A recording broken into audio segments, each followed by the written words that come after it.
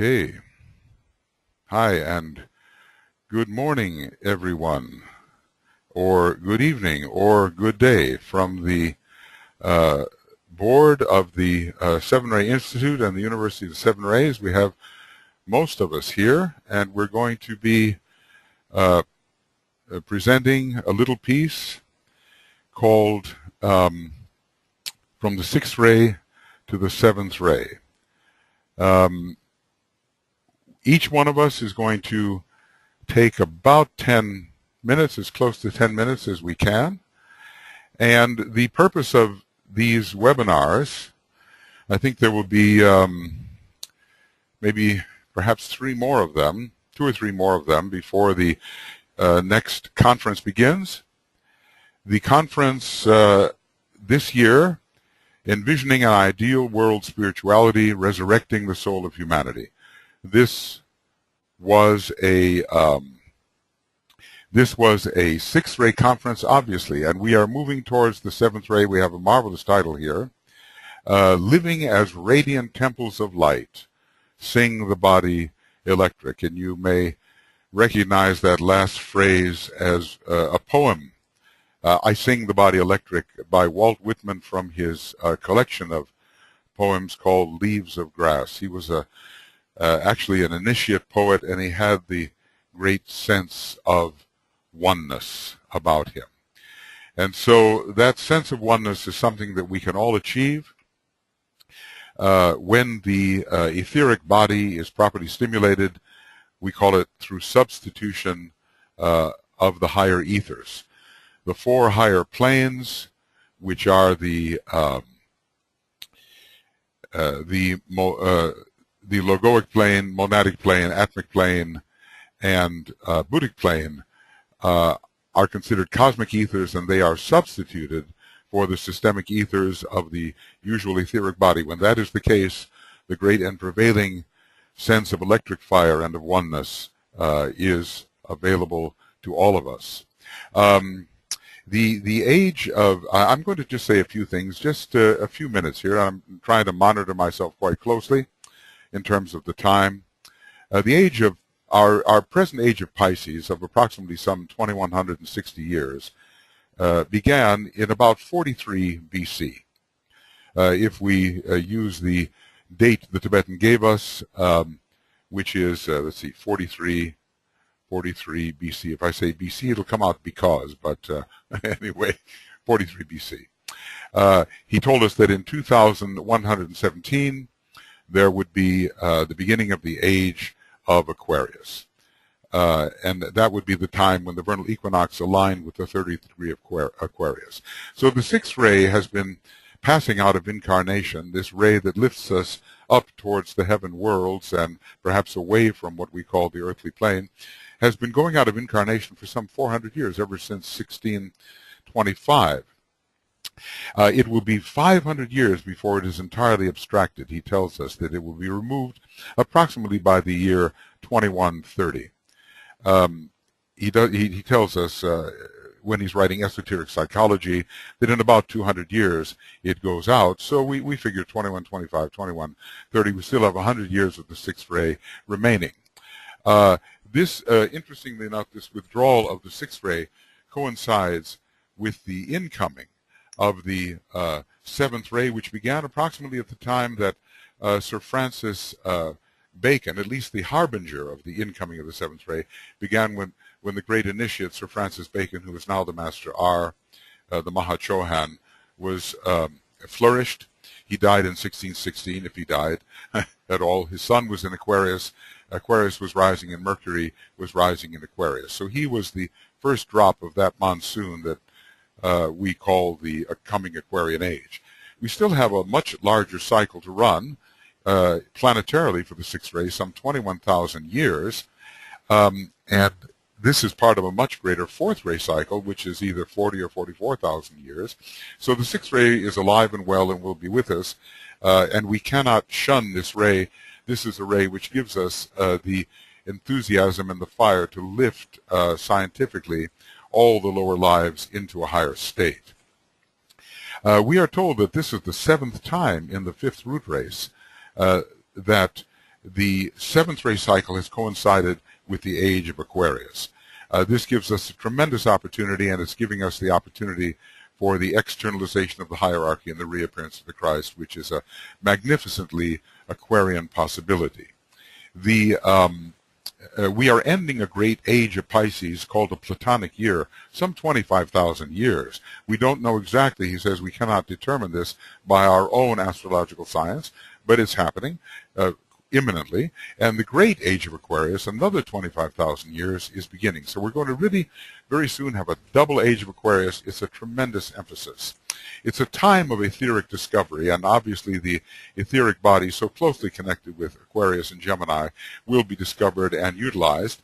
And it will also be a time, I believe, when the higher mental plane will be explored, let's say by the fifth ray soul of France, coming in under Aquarius, and it will be revealed what is the true scientific nature of the soul.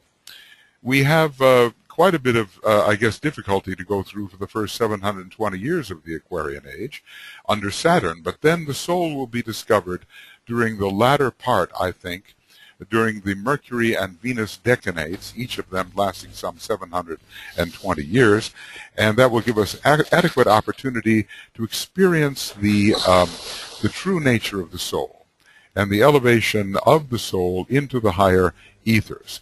So we're going to be experiencing the spiritual triad as it works through our etheric body, and we're going to be experiencing not only that, for those more advanced human beings who can touch it, the monad as well, electrifying the etheric body. This is what it's all about, living as radiant temples of light, which has everything to do with living within causal consciousness and radiating the power of the causal body, and then singing the body electric has to do with the etheric vitalization, which will come through from the higher ethers, those higher spiritual planes which we have managed to contact via the Antikarana. So there's going to be a whole new etheric relationship in humanity, and at our upcoming conference, which we plan at the moment to begin April 1st and last for about 2 weeks actually this time, and we'll tell you more about that as we go along. We're hoping to extend the conference by 1 day and give maybe a little more room for the breath, as the seventh ray has something to do with the interludes and breathing. We'll give that a try. There will be a focus on not only the systemic ethers, but on the higher ethers as well. So we're in for trying to understand the etheric nature of the Aquarian experience. We're making a transition from Venus, which is the soul on the higher mental plane, towards Uranus, which rules all of the cosmic ethers and gives us an entirely new experience which correlates with this solar system and not just with the previous solar system. In other words, once we rise into the Uranian cosmic ethers, we are part of the program of our present solar system. And the seventh ray is going to allow us to begin doing that. Actually, what we are doing here then is preparing for the incoming of the life more abundant, which works from Aquarius through Shambhala, and then affects every unit of life within our particular planet. And I suppose within the solar system, but we're the ones having the Aquarian age. And all of this is the preparation for the reappearance of the Christ and the externalization of the hierarchy. So living as radiant temples of light, I hope you're all able to be with us in person. By the way, I should be ringing my bell because I've gone over 9 minutes here. Sing the body electric, hoping for the livingness of our etheric nature and the livingness of the higher ethers within us. I know that was a bit of a rant, but okay, there it goes. And these are some of the more abstract issues which are connecting with our little theme here from the sixth ray to the seventh. And if you look in the Destiny of the Nations, DK has a beautiful chart which he tells you all about the transition from the sixth to the seventh ray. All right, now it's time then for me to, we have all the members of the board of the USR and the SRI here. Most of us are here, and each one of us has a little slot. Okay, here comes Lawson, and Lawson should be, let's see, Lawson is an organizer and presenter. Brett, is that correct?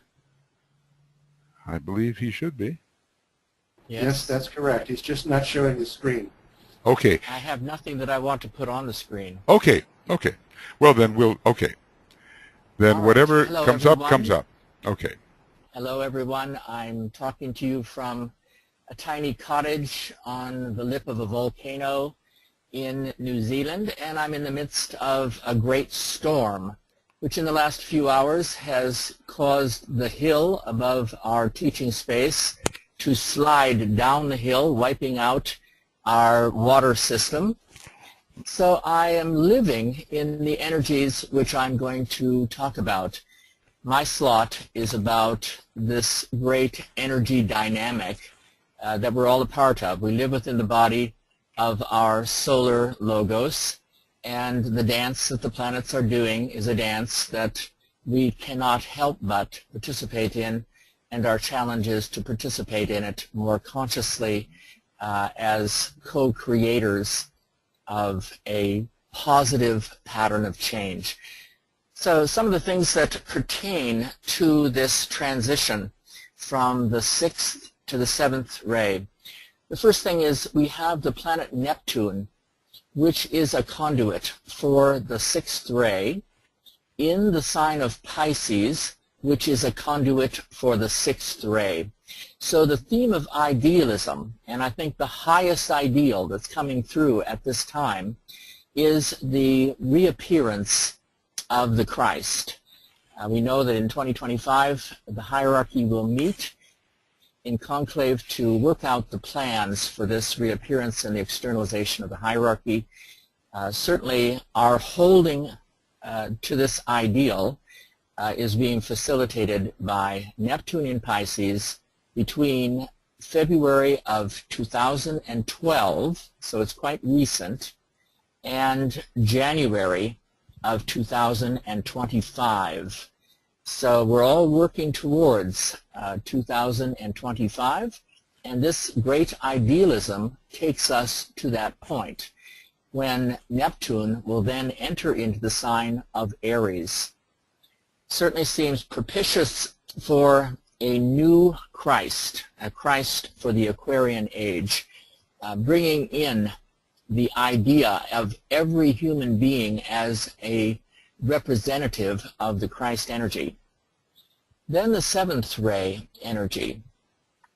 Well, the primary conduit of the 7th ray energy in our solar system is the planet Uranus, and it, as Michael has pointed out, rules the higher etheric planes, that body electric. It has to do with electricity. It's that magical energy that aligns the top with the bottom and brings life into the densest worlds. It's in the sign of Aries. It entered into this sign in June of 2010 and will remain in this sign until March of 2019. So we are being swept with very strong 7th ray energies because Aries is also a conduit for the 7th ray. So this is a particularly strong placement for Uranus to be in. The 7th ray energies are strongly augmented. Then we have Pluto in the sign of Capricorn. It's primarily bringing in 1st ray energies.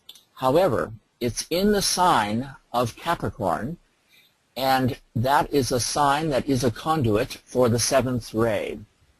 It also relates to the base center of our planetary god, and so again we have a sense of the 7th center.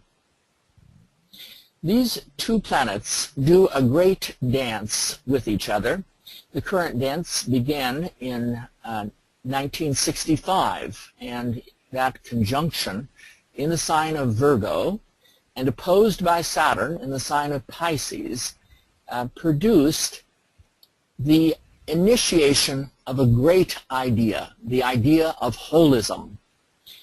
And we realized, at least a portion of humanity, that we lived in an interdependent ecological system, and we literally had to accept that as human beings, we had a responsibility for aiding in the evolution of all life on the planet rather than creating imbalances.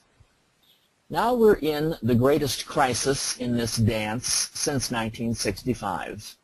Between the period of time running from June of 2012 and March of 2015, we have Uranus squared Pluto, and there are exact squares that occur 7 times in this 2.5-year period of time. So we have 2 seventh-ray conduits. One of them, in a sense, ruling the crown center, another ruling the base center. The whole theme is change.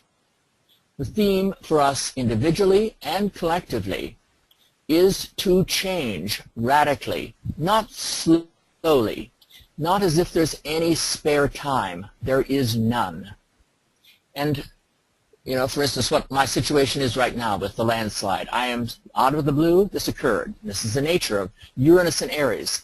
But on a higher level, we know that there are new ideas emerging in the more advanced members of the race.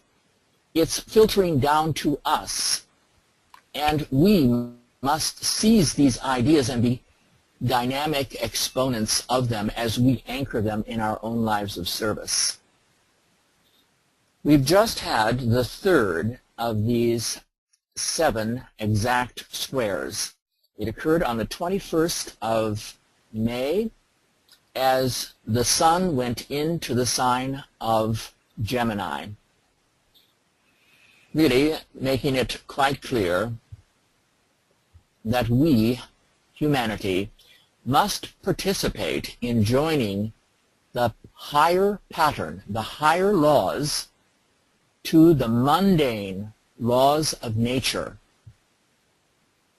The next of these will occur on the 1st of November 2013. And then right in the midst of our next conference, the 5th one will occur on the 2nd of April 2014. Another significant astrological feature of the time that we're in is the nature of Saturn in the sign of Scorpio. Saturn rules all initiations and has to do with the theme of crises and opportunities. In the sign of Scorpio, it's emphasizing the crisis and opportunity that is occurring for all disciples. This is the sign of discipleship. We have to face our illusions, the glamours that we live in, and help dispel those glamours. In 1965, Saturn was opposing Uranus. As this current square first appeared in the heavens in 2008, Saturn was again squaring Uranus. It's saying, the time is now. We must create change to a new global civilization now, not later. Thank you very much.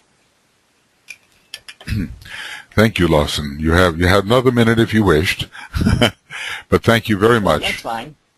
Okay, thank you so much. Now, I will correctly, this time I think, Helena, I think it's correct, move to your presentation, and we'll make you the presenter. All right, so this is a presentation on the presence.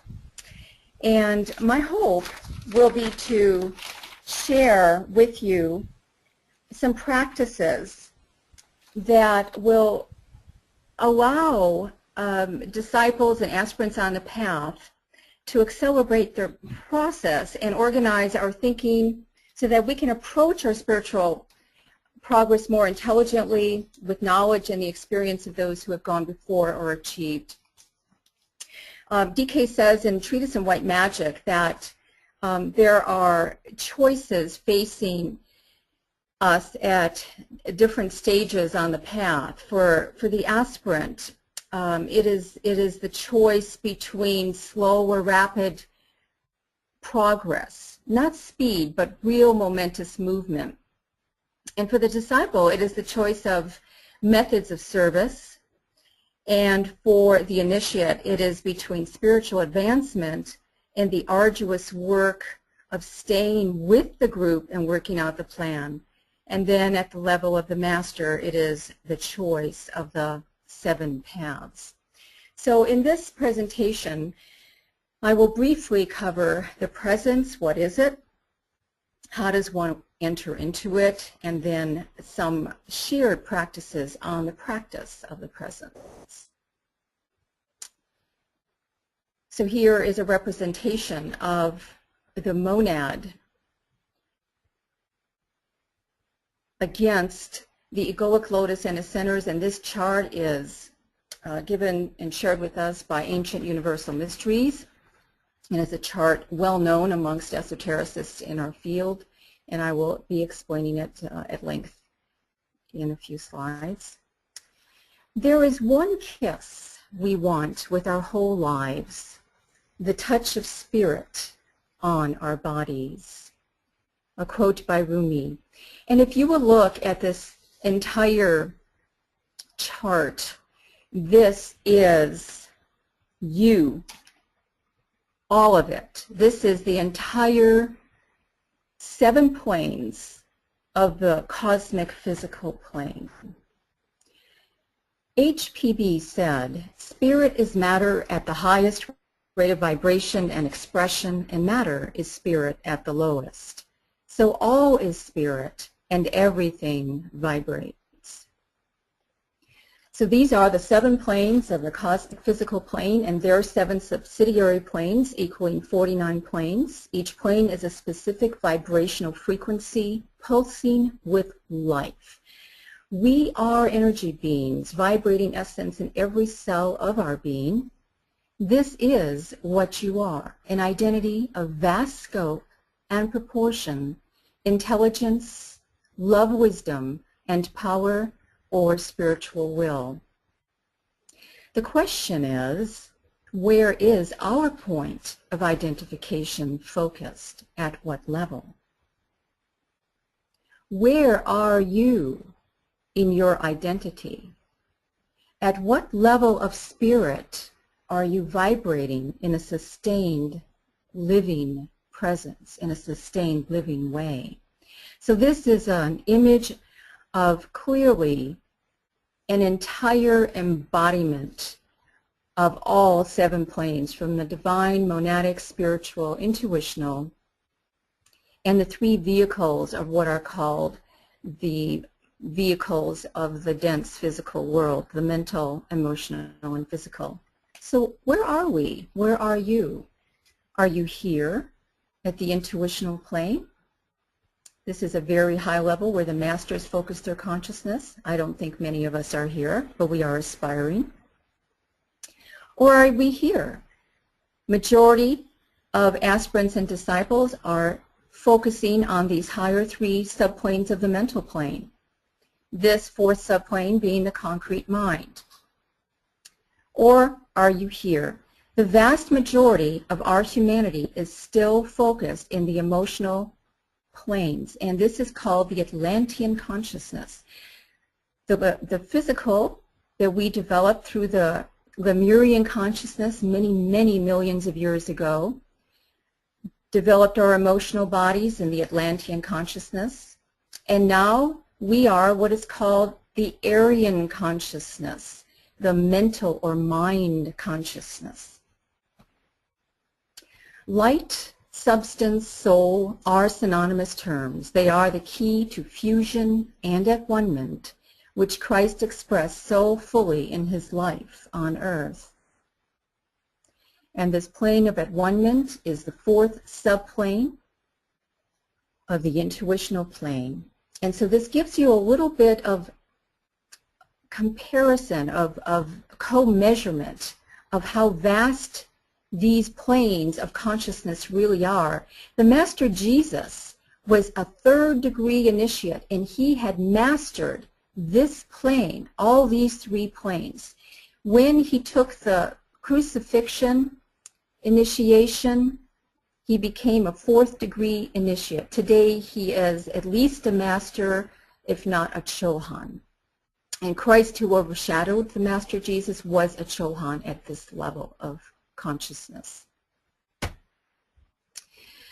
But first, if this is the monad, this is the real presence, this is where we are all moving towards, this is the existence that we have ever been at this level of the monadic plane.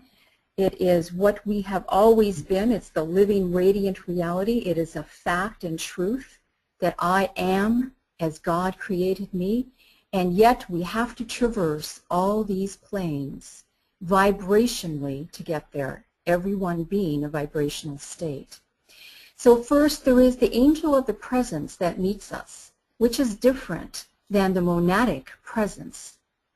And the angel of the presence is a huge ancient being who achieved the human stage many, many millions of years ago and has come through a great loving act of sacrifice to focus its energies here. This is called the plane of the solar angel, and will act as the intermediary between the human and the true self. So there is this gap, and this angel is building the connection so that we can attain and build this bridge from the lower to the higher. And this angel came to us 21 million years ago, gave us the spark of mind, talk about patience, yes, guiding and leading. So guiding and leading us to the presence. This little man here is considered our lower self, who is looking up towards the angel, who has our hand and is leading us step by step, plane by plane. The presence absorbing us until we are in complete identification with the one living reality. But before we can achieve these higher spheres of identity, we have some choices to make. So practices, how does one touch the angel of the presence, and how does one access the presence so that we are absorbed by it? How does one gain greater access to these higher vibrational states? I'm going to share with you a few things. There are so many answers to this one question, and the reason I want to bring this one up, the Jesus prayer, might be surprising to some of you. We had a man by the name of Kyriakos Markides come to our conference this last year, and he is an author of many books, and it talked about the monks on Mount Athos. Oh boy, I just got the bell for 1 minute, and I probably have about 15 slides to show you, so I'll say this very quickly.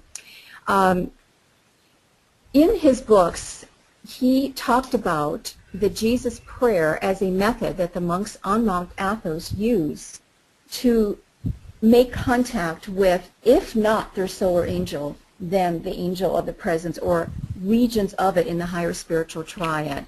The higher spiritual triad begins here and is this. This is really the soul of the monad. I will have to move very quickly through it.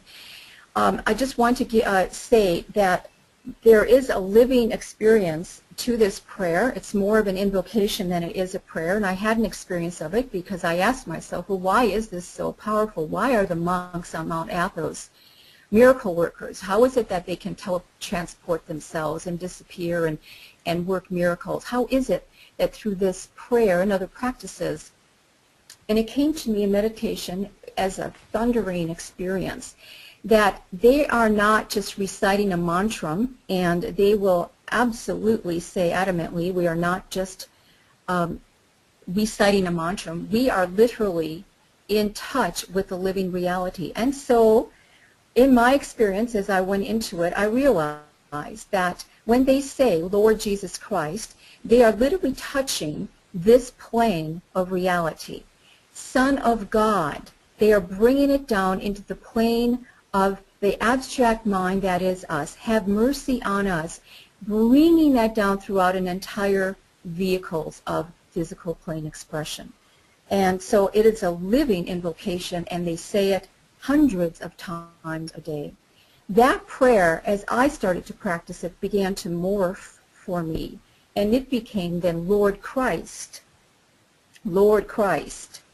Holy Son of God, be with me, which then morphed into, it went spiral cyclic up, perfect Son, Holy One, be with us. And it's very much like the invocation to the Christ, Lord Maitreya, be with us. And the most ancient prayer in the world, lead us, O Lord, from darkness to light, from the unreal to the real, from death to immortality. So those specific stanzas relate to different parts of this model, that is us, and will dispel illusion. There is one technique of the presence that DK has shared with us. This is more of an esoteric practice, and the technique of the light that will dispel glamour. And there is so much more that I could share, lead us from death to immortality. I am as God created me. So I will just move through these slides now with, I think I would just have to end and do a webinar. This is I have enough slides here to do an entire 1-hour webinar, so perhaps that's what I'm going to do. Thank you. I think that's very, very interesting, and yes, you do have a lot of excellent information here. Thank you, Helena. You're welcome. Now, let's see. I will move then to, this time correctly, I hope, Sheldon, making you the presenter. Okay, thank you. Well, I guess I'm all right. Can you hear me all right, Michael? Yes, pretty well, yes. Okay. Well, I just want to say a couple things about this webinar that we're doing and how it has been working with me and on me. We create this wonderful field at our annual conferences, and it has always seemed to us that it would be marvelous to continue to build and stimulate that field. So anyway, the notion is that we perhaps with this kind of a gathering can continue to build this field so that we as a group can in some fashion continue the energy field and be of use, as are many groups that I want to talk about, just a couple of them right now, just to give some examples, so we can be of use ourselves for the spiritual hierarchy in this process of leading up to the externalization of the hierarchy and the reappearance of the Christ. My interest has been for a long time in looking out into the world to see how are these energies and the experimental groups that DK talked about manifesting in all the different departments of life. And whenever I see one, quite frankly, I am inspired. And what I wanted to do with this talk was to mention a couple of groups that you are probably aware of, hopefully, and if you're not, you can become so. So the first group I want to talk about, we'll get a slide up here, is one that was presented to us a couple of years ago, the Institute for HeartMath, and a talk that Deborah Rosman gave to us. Now, some of you know the Institute for HeartMath, but they've been for 24 years focusing scientifically on the heart itself, the organ of the heart, its connection to the brain, and what happens when we work toward what they call coherence, or heart rate variability is a measure of that kind of coherence. So they have developed instruments which can help us move into we might call it a place of peace, or a place of ease and calm, which is a kind of manifestation of some degree of soul presence as far as I'm concerned. What happens, though, when that takes place, if we do it enough, is that we can create around us, I think most of us realize this, a field that will induct others into it and we become to some degree a source of at least goodwill, perhaps even joy. And that can lead over time to larger groups gathering together for specific work. And they have moved now into what they call a movement for global coherence. That's why I give this website the globalcoherenceinitiative.org. They're attempting now to say, in effect, as we practice our individual coherence or practice the presence, and by the way, what they say is the easiest way to get what they call heart rate variability or inner coherence is to focus on love or caring, on appreciation, and on compassion. No time to go into those, how one might do that right now, but when we do, that brings, as we would see if we had the screens together, we're monitoring us into that state of internal coherence.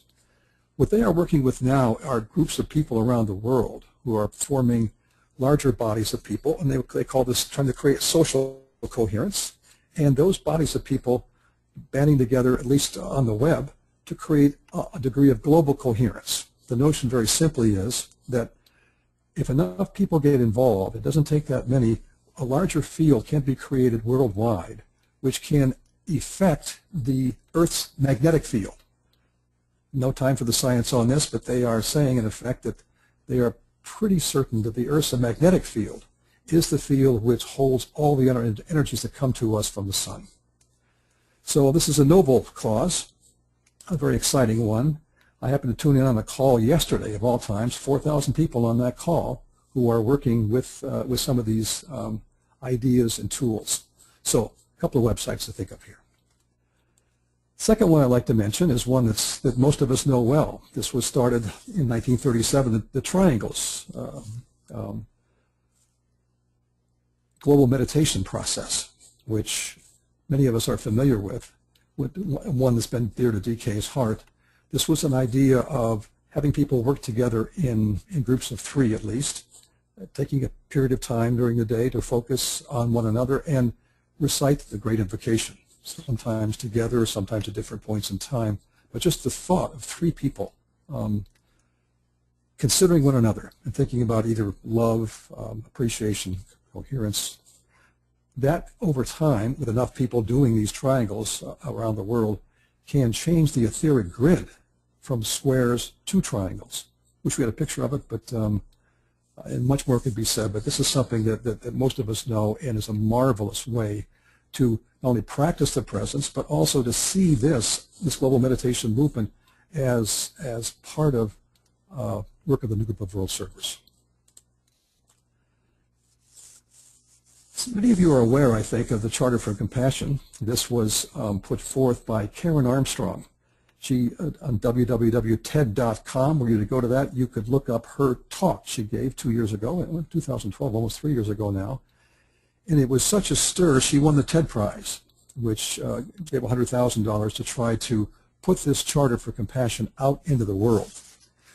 Now, all I want to say about this, it's almost self-explanatory in terms of what she's getting after here, but what they have done is they are trying to bring the Charter to life by an international Compassionate Cities campaign.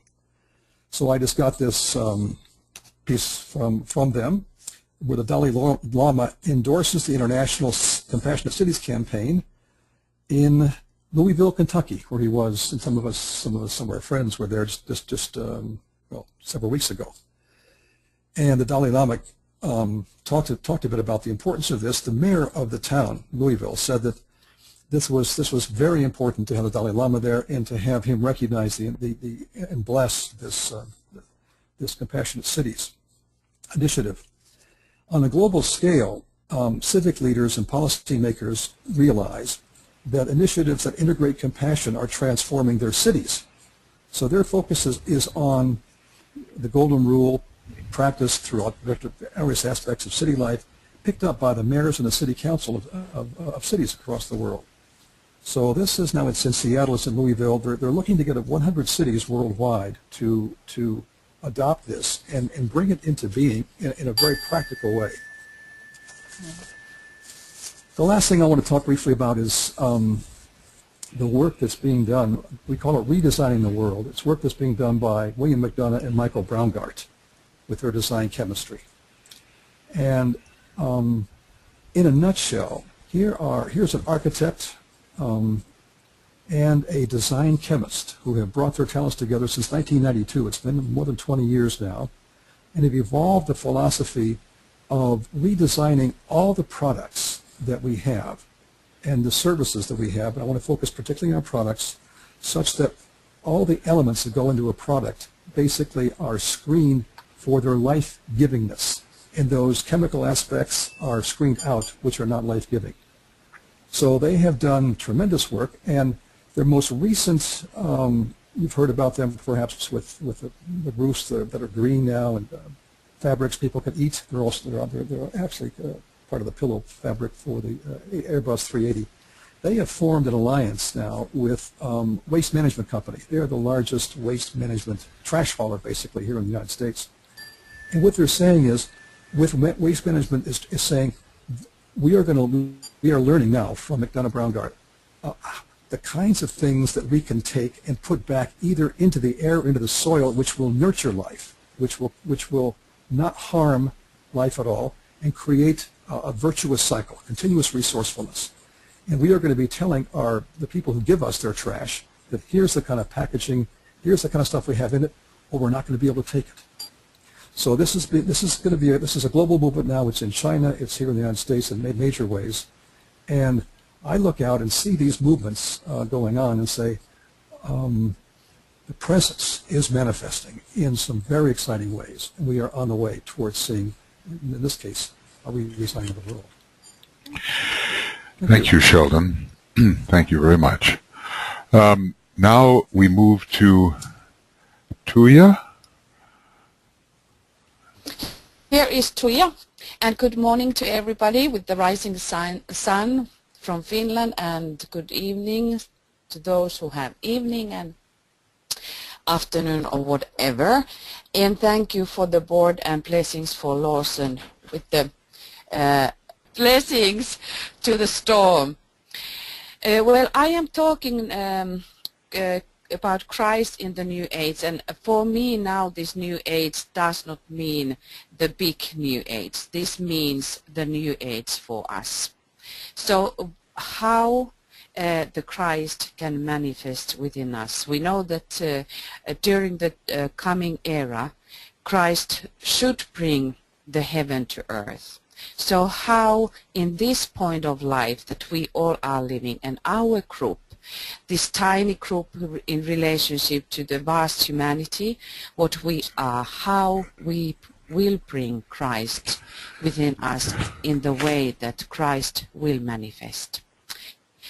For us, when we think about the last era of the Piscean age, we have used about Christ, which is upon the cross.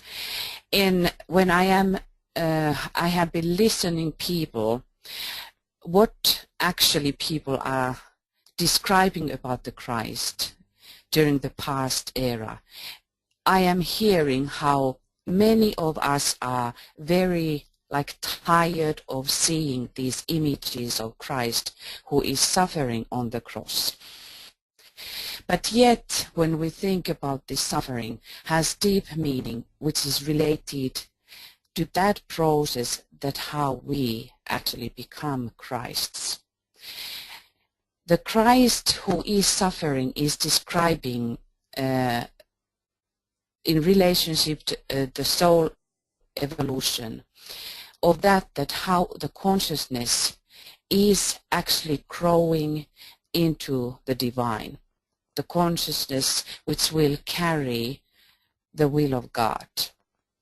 So in this image where we see Christ still having this thorny crown, is telling about how the indwelling divinity, the indwelling light, tries to break through in the dark matter. And that process none of us can avoid. We must begin somehow in that plentiness of all kinds of good things what we have. We have to still go back to that point that we start to understand all that suffering, how we will grow. that is said and told by all the teachers. So in that growth, we are bringing the heart. And of course, it is on individual level, but it is more about that how we actually bring hierarchy, how we will bring the terms and the methods of hierarchy, the real brotherhood, and now we women, we are not hurt when we are hearing the word brotherhood, because it is that which the whole humanity is. We are the brothers. We are the counterpart of this feminine, which is the Davidic line, and we are the masculine line, the humanity, the brotherhood of love, who has to open the heart. Well, when we think about nowadays, we have a lot of this attempt somehow to mundane everything what is divine. A part of it is somehow telling about to us that how things has to become mundane, but in that process we also lose the sacredness, what we must bring back. So my point of that is that we really do not know Christ. We don't know him. Here are some images, just I was picking up from the internet for us, that how different artists, and I could put there tens or more, how everybody is imaging Christ. And when we look these images, we can realize that somewhere we can see something, and maybe we can take this take that all of us, we have the Christ within, and in one sense it's different, but yet there is something about that maybe on this image on the left, even though it's very dreamy image, we can see something about some qualities of Christ. The other one reminds me of Kuthumi, but yet we have so different images of him, which just shows that we don't know how the Christ looks like. We could talk many things about every of these images, but I just run forward. And here we see, which is for me reminding this suffering Christ, really like what does it mean to personality when we concretely look this, that everyone sees that this is far away how the Christ would look like. And this is a little bit romantic part of that, which is related maybe to Jesus as well. But yet we have to question in which point we are in the process of knowing the real Christ, the Lord Maitreya. Are we in that process that we are taking, or before the cup that we should take, the cup of karma, as it is said that he drank? Or are we in the process, or in Gethsemane, where we struggle to try to find within us the Christ, hear him, how he advises us in the process when we are giving up our own will? Or are we in this suffering of all kinds of trials and difficulties where we need to give up for the greater? Or are we already in the tomb, in the silence, that we have to stand the pressure, just stand? We cannot in that moment miss anything, because we are standing on the edge of the sword. Or are we already gone through some of these deep demands which have been put on us, and we are starting to come out to the light?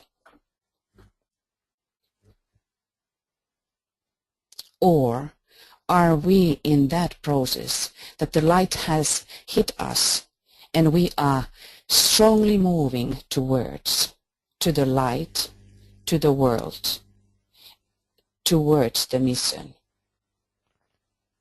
These are deep questions that we should ask exactly in this moment. Lawson was bringing wonderfully about these astrological points, which proves us that what kinds of times we are really living. We are living the time of change. We must bring that higher through us. When we think about 2000 of years ago, the Lord Maitreya, the ascension, it represents his ascent to a place of great power from which he could supervise and aid the spiritual development of humanity and prepare for his reappearance during the Aquarian Age. The Aquarian Age is bringing the time of the forerunners, which we are really here. We should prepare space for him. We are brought here to pour forth for thirsty men. The knowledge that he is ready and anxious publicly to appear to his loved humanity only adds to the sense of general frustration. And another very vital question arises: for what period of time must we endure, struggle and fight? The reply comes with clarity. He will come unfailingly when a measure of peace has been restored, when the principle of sharing is at least in the process of controlling economic affairs, and when churches and political groups have begun to clean house. He will bring the kingdom of God so that it will be publicly recognized. It must be remembered that the main objective of the Christ will not be to demonstrate power, but to make public the already existent kingdom of God. Again, when he came before, he was unrecognized. And is there any guarantee that this time it would be different? You may ask, why would he not be recognized? Because men's eyes are blinded with the tears of self-pity. Because the hearts of men are still corroded with the selfishness, because the standards of the value are the same as in the corrupt Roman Empire, which saw his first appearance. Only then these standards were localized and not universals as they are today. Because those who could recognize him and who hope and long for his coming are not willing to make the needed sacrifices and thus ensure the success of his advent. We have to question, am I willing? Thank you. Thank you, Tuija. And now our last presenter will be Heidi. And I'll get that over to you, Heidi. So, so beautiful to feel all of you out there and to really feel the continuation of this conference and of course many others with us, but very grateful to be presenting with the board and very grateful to be feeling you listening. So earlier in this webinar, Lawson spoke a great deal about the astrological texture of the time. And I would like to lay in one more piece, and then I would like us to, of course, drop into some poetry to have a sense of what it is to live as light and to do what is required of us in this very crucial time. So next week, or June 25th, the planet Jupiter moves into the sign of Cancer, and it will be there for an entire year.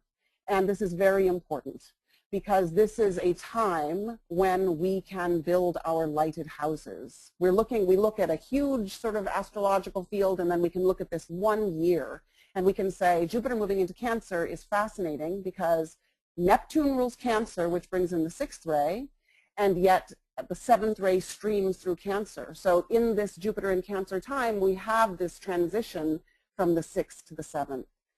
So Jupiter in Cancer, to me, is about building our lighted house, and is, of course, this phrase, the whole is seen as one. And next year, our conference is Living as Radiant Temples of Light. So the question is, how do we, moment to moment, do that? And how do we embody a light that can shine forth out of us, right? And so I want us to just feel into this first poem by Mary Oliver. And there is a line in this poem that says, "The light that can shine out of a life." And I want us to think about how this light can shine out of our lives in the midst of all these Uranus square Pluto times, right? So this is a poem called Singapore. And you might just want to close your eyes, or you might, I don't know how, if it's distracting to see me on the screen, but just have a listen and breathe deeply. In Singapore, in the airport, a darkness was ripped from my eyes. In the women's restroom, one compartment stood open. A woman knelt there, washing something in the white bowl. Disgust argued in my stomach, and I felt in my pocket for my ticket. A poem should always have birds in it. Kingfishers say with their bold eyes and gaudy wings. Rivers are pleasant, and of course trees, a waterfall, or if that's not possible, a fountain rising and falling. A person wants to stand in a happy place in a poem. When the woman turned, I could not answer her face. Her beauty and her embarrassment struggled together, and neither could win. She smiled and I smiled.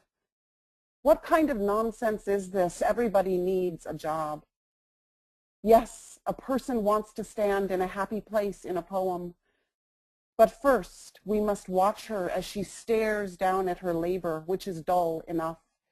She is washing the tops of airport ashtrays as big as hubcaps with a blue rag. Her small hands turn the metal, scrubbing and rinsing. She does not work slowly nor quickly like a river. Her dark hair is like the wing of a bird. I don't doubt for a moment that she loves her life. And I want to rise up from the crust and the slop and fly down to the river. This probably won't happen, but maybe it will. If the world were only pain and logic, who would want it?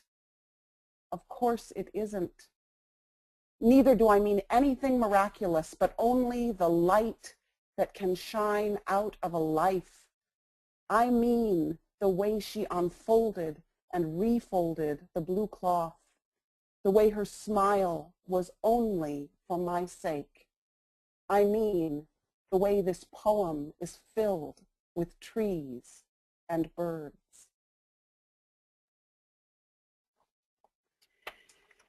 And I love that because here's a poem about a woman in a bathroom in Singapore cleaning, and her life is not easy, and yet she smiles, and yet she works with care, and yet there is a light that shines out of her. And so in every moment, no matter how dreary our circumstance, we can make that choice to offer that light, to build that light within us that shines without even our asking it to shine, yeah? And one of the dangers of Jupiter in Cancer, of course, is that Jupiter magnifies anything that it touches. So one of the dangers is that it can magnify reactivity, it can magnify our attachments to the past. And so part of this whole Jupiter in Cancer opportunity is to learn detachment, and is to let go of the past and to stand in the new light of day, and to stand as our lit houses in the present moment. So another short poem, again by Mary Oliver, about what we can do when we leave the past behind. It's called Mornings at Blackwater. For years, every morning, I drank from Blackwater Pond. It was flavored with oak leaves and also, no doubt, the feet of ducks. And always it assuaged me from the dry bowl of the very far past. What I want to say is that the past is the past, and the present is what your life is. And you are capable of choosing what that will be, darling citizen. So come to the pond, or the river of your imagination, or the harbor of your longing, and put your lips to the world and live your life. Yeah, what an invitation that is, right? And you are capable of choosing what that will be, darling citizen. Is it the past? Is it the present? Are you ready to let go? Are you ready to offer your light? Are you ready to offer your gift? Are you ready to not respond with immediate reactivity, but to lift that feeling life to the realm of the Buddhic plane? Are you ready? And I hope we are. And I mean, I'm quite, I feel that there's an opportunity with Jupiter in Cancer to bring in a feeling of family. And lately I have been practicing something where wherever I'm gathered with a group of people, I will say, and this is the family, this is my family gathered to pick cherries. And this is my family gathered to argue about our school. And this is my family gathered to work out the webinar.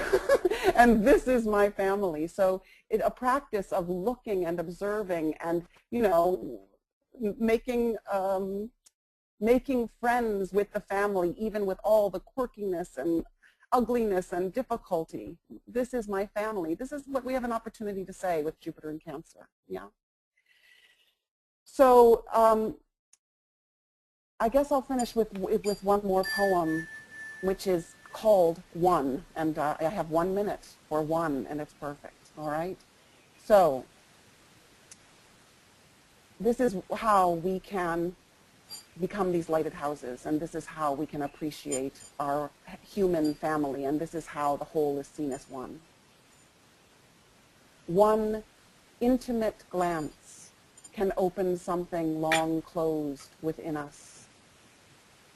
One full breath can ease an ancient fear. One tender touch can soothe unspeakable pain.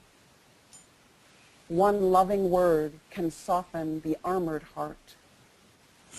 One radical thought can spark unfathomable daring. One courageous step can change forever the course of a life.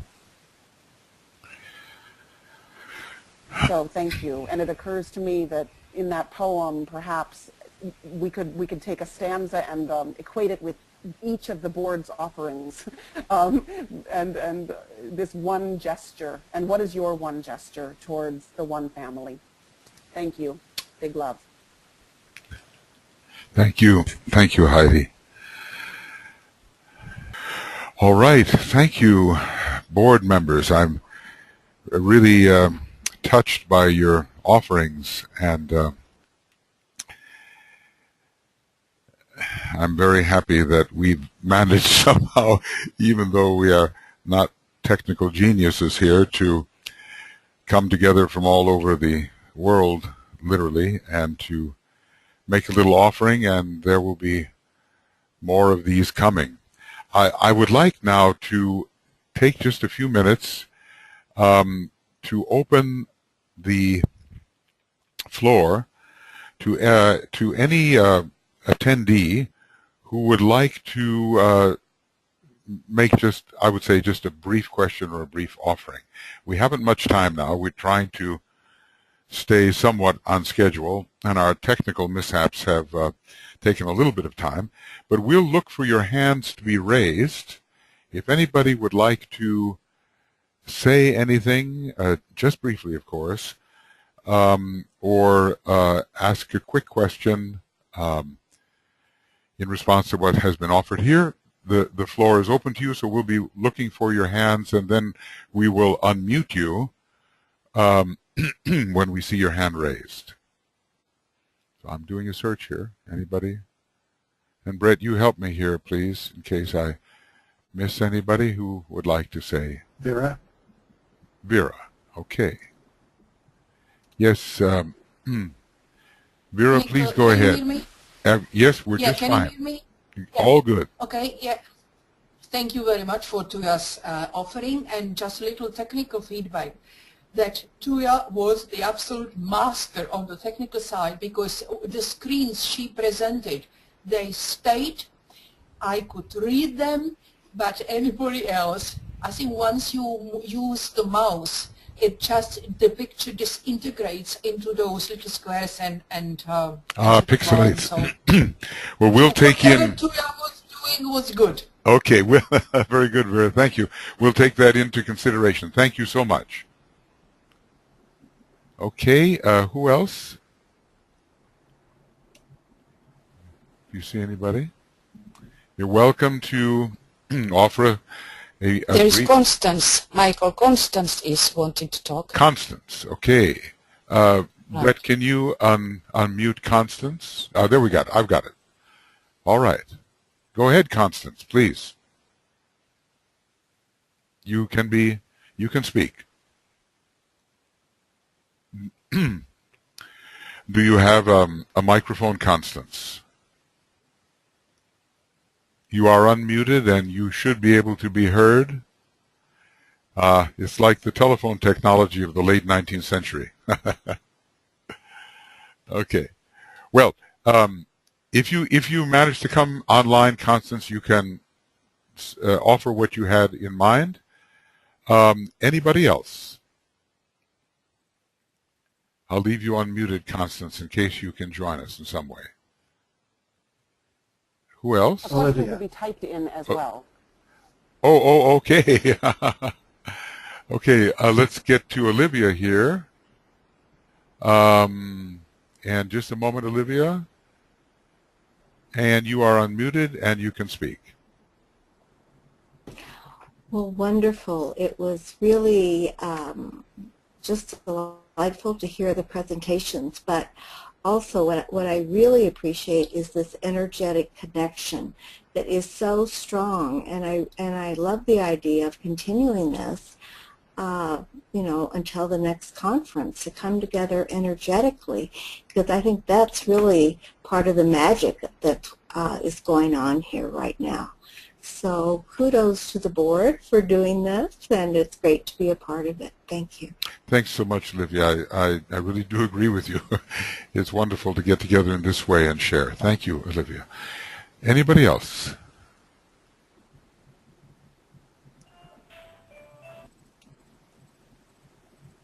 Okay. Anybody? Well, if not, what I'd like to do is open this to, let's see, I'm still looking if there's anybody. Okay. I'd like to open this then to the board members, and if you have any final words that you would like to share at this point, the floor is open to you. So while you can't raise your hand, you can just do your best to speak. Anybody in the board would like to say a final thought or word? Michael, yeah, this is Sheldon. Can you hear me all right? Yes. I would like to... Oh. Yes. First Sheldon, then Lawson. Go ahead, Sheldon. Okay. I would just say that one of our hopes for this gathering, and perhaps even the next one, is to invite all of us, and you heard it running through, I think, the presentations, to consider what ideal is in front of us. So you talked about, you know, the Christ and where are we, you know, these kinds of things.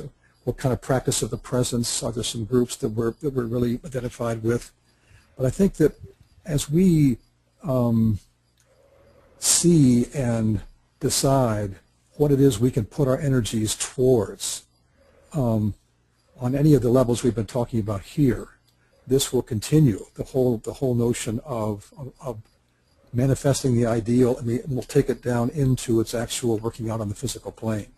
So I just want to have people thinking about this and looking for what is it that inspires you to prepare the way. Thank you. Thank you, Sheldon. Lawson. I wanted to tie together what Heidi said about Jupiter and the things that I said about Uranus and Pluto. What happens every time that Jupiter goes into a sign is that it goes retrograde and direct over a certain number of degrees. And this time, with Jupiter in the sign of Cancer, from August of 2013 until April of 2014, in other words, coming up to our next conference, Jupiter is going to be opposing Uranus, or rather squaring Uranus and opposing Pluto. It's going to form, therefore, what's called a T-square, which is a dynamic pattern of manifesting tension. So great opportunities to make these changes, to bring them down into the family of man, to bring them into our relationships in the present, remove them from past grievances and associations, and really have trust that we can do it regardless of our own limitations. Thanks so much for that thought, Lawson. Very important one. Any other board member that would like to say something at this point? Closing remarks? Hello? Yes, go ahead. Okay. Yes? Hello? Hello? Who is there a board member that is speaking, or who is speaking right now? Constance? Oh, Constance, you got with us. Okay. Oh, I guess so. Okay, well, there you are. Constance, please, yes. If you could hear me. Yes, please. Now we can hear you just fine. Yes. Wonderful. I had to change my setting a little bit. I just wanted to thank you. This was just wonderful and a wonderful extension of the conference, which I loved. And I really would love to hear the rest of Helena's program. So I'm hoping that happens soon. Thank you very, very much, all of you. Beautiful. Thank you, Constance. That's great. We can encourage Helena to do a webinar on this. We try Yes. to sponsor these, and in the Moria Federation right now, there are a number of people who are offering these instructional webinars. So maybe we can do that pretty soon. That'd be great. Thanks so much, Constance. Okay, back to the board now. Any thing further to be said? Helena, Heidi, Tuya, anything you want to say? Just lots of gratitude for all of you showing up and for this opportunity to hold this space and to put this forth. It just feels very beautiful. Isn't this wonderful with the internet, where you can feel the field across the globe? And it is. I'm appreciative. Hey, thank you, Heidi. Helena or Tuya, anything? Tuya is here? Yes, hello? Yes. Okay. Okay. Either one. Yes. Go ahead, Tuya. Tuya, why don't you go ahead and then Helena? Yeah. Okay. Okay. Okay. All right. Well, first of all, Constance, thank you for that. And, you know, I must have spent probably 3 days till 2 in the morning working on this presentation, knowing I only had 10 minutes. And so that would be great at some point. Perhaps I could do a fuller webinar and bring this out more. It's a very broad, as you can tell, deep subject. But I just want to echo some of the comments that some others made, that this is really exciting to be connected, you know, on the airwaves. DK, the Master DK, said that the Christ will be communicating via the radio waves, and you know, here we are. The internet is actually works on radio waves, so here we are in so many multiple ways doing that. And I just want to remind all of us that so we're going to try to be doing this again 2 more times around the time of the this is near the summer solstice next week. So you know, the next time we'll do this around the vernal equinox, and then autumnal, thank you. And then sometime around the winter solstice again, sometime around there. Of course, not on those dates, because those are packed with other spiritual, very much more ceremonial and deeper activities. But so I really want to invite everyone that's here, and tell your friends, you know, to join, and maybe you could gather around in your living rooms and come together. And also, we would love to have your feedback. If there is something that specifically you enjoy, or you would like to see something more of, that would guide what we are going to be focusing on as a board, our little presentations, please do send an email to us. Thank you. Thank you, Helena. We actually, 120 people register for this. It's true we only had around, usually 2/3 to a half of the people who register actually show up. But if this keeps on going, we may break 100 and have to go to the next level of GoToWebinars. So, okay. Tuija, do you have any closing thought? Yes, first of all, thanks for everyone, wherever you are. I